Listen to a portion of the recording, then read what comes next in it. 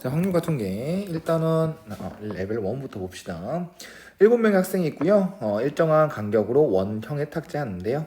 남학생 2명 서로 이웃하지 않는다라고 합니다. 그럼 이웃하지 마라라고 하면은 우리는 이웃해도 되는 놈들을 먼저 나열해라 라는 거 항상 루틴을 생각해야 되겠죠. 그러면 여학생 5명은 이웃해도 되는 거니까 여학생 5명을 먼저 원형 탁재에 앉힙시다. 그러면 우린 n명을 원형 탁지 않는다라고 하면 n-1팩 혹은 n분의 n 팩토리얼이다 라고 생각하시면 되잖아요. 그래서 5명을 원형 탁지 않는다. 그러면 4팩이 되겠죠. 그러면 앉혀보십시오. 여기에 한 명 이렇게 여자 5명 앉혔어.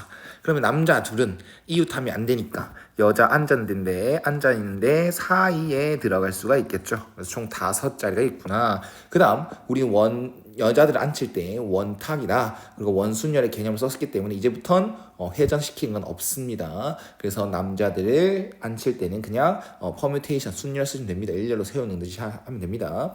총 5자리가 있고요. 2명을 앉힌다 그랬으니까 우리는 OP2의 경우의 수가 나오겠다라고 생각하시면 되겠죠. 그럼 얘는 24 곱하기 5, 4, 20이라서 480이 최종 답이 되겠습니다. 그 다음엔 2번 한번 봅시다. 원과 이 원에 내접하는 정삼각형을 그렸다고 합니다. 자, 정삼각형 하면 한 가지 외울 게 있습니다. 첫 번째, 한 변의 길이가 a일 때 높이 공식은 2분의 루트 3a, 넓이 공식은 4분의 루트 3a 제곱. 그 다음 정삼각형은 내심, 외심, 무게중심이 모두 다 일치합니다. 그래서 지금 나와 있는 원의 중심은 삼각형의 외심이 되지만 그 외심은 무게중심으로 생각해서 무게중심의 성질을 이용하셔도 된다는 거. 됐죠? 근데 여기서는 이제 기하적 개념을 쓰는 것보다는 확률과 통계다 보니까 그냥 도형이 그렇구나 생각해 주시면 됩니다. 우리는 4개의 영역이 있고 그 4개의 영역에 4가지 색을 모두 사용해서 색칠한다. 그럼 이거 같은 경우는 제일 가운데 거를 먼저 색칠한다. 제일 가운데 걸 먼저 색칠한다면 그 가지수는 4가지가 될 것이고 그 다음 3개 영역, 3가지 색깔 다 이용. 그렇기 때문에 우리는 3가지 영역을 보면 여기 부분, 여기 부분, 여기 부분이 모두 다 합동인 걸 알게 되고요. 우리는 회전했을 때 똑같아지는 원순열의 개념이 들어가는 거니까 우린 3가지 색을 원탁에 앉힌다라고 생각하시면 됩니다. 3명을 원탁에 앉힌다. 그래서 얘는 3팩을 3으로 나눠주시면 되겠죠. 자, 1번과 2번에서 이제 당연한 말이기도 하고 다 알고 있는 개념일 수도 있는데 한 가지 1번과 2번을 비교시켜 주면요. 1번 같은 경우는 여자들을 먼저 원순열 시킴으로써 우리는 남자들 앉힐 때 원순열 개념이 없다라고 했잖아. 근데 여기 같은 경우는 가운데 거를 색칠할 때 원순열의 개념을 쓰지 않았습니다. 그래서 이걸 색칠하더라도 4가지 경우의 수에 있다라고 하더라도 원순열의 개념은 사라지지 않았으니까 그 나머지 색칠을 할 때 원순열의 개념을 써주셔야 됩니다. 그래서 우리는 4 곱하기 2 총 8가지의 경우 수가 나오겠다라고 생각하시면 될 것 같아요. 그 다음 3번 3학년 2명 그 다음에 2학년 4명 일정한 간격을 두고 원형 탁지 않는데 3학년은 이제 2명 사이에 2학년 1명이 있어야 된다고 합니다. 그러면 같이 다니겠죠? 우리가 3, 3으로 구분을 좀 주셔서 3학년 이 사이에 몇 명이 들어가야 된다? 2학년 1명이 들어가야 된다. 그러면 여기에 2학년 4명 중에서 1명을 넣는 경우의 수 4, 1이 되겠죠. 맞나?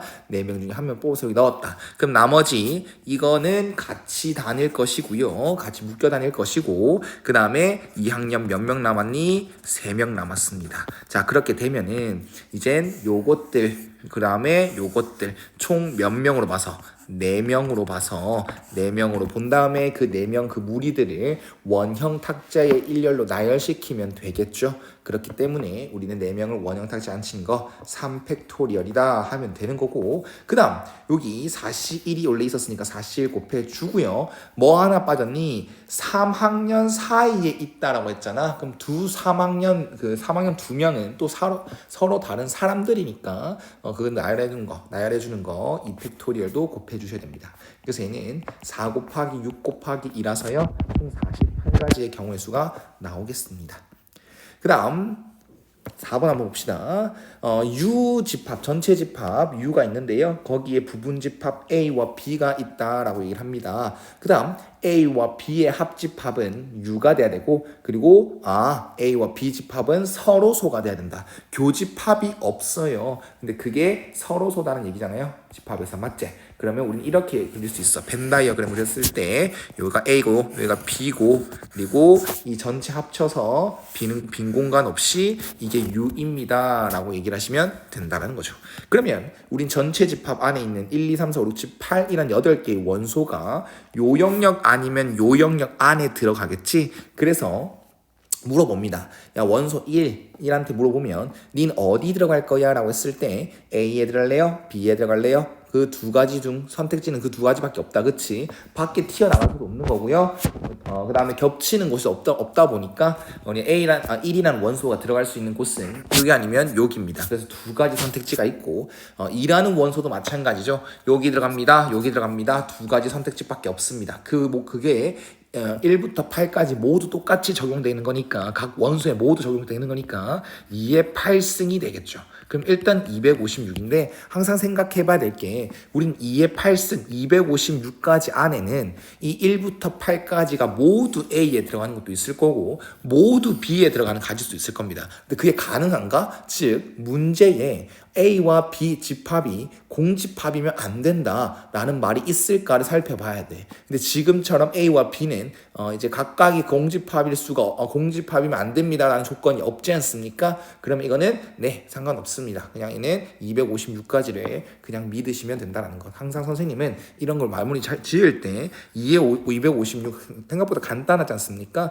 근데 그런 함정들이 없는지 한 가지라도 경우의 수를 잘못 센다라고 하면 그 답은 틀려버리기 때문에 마지막까지 실수를 안 하려고 그런 조건들을 항상 생각한다. 그게 습관이 됐으면 좋겠습니다.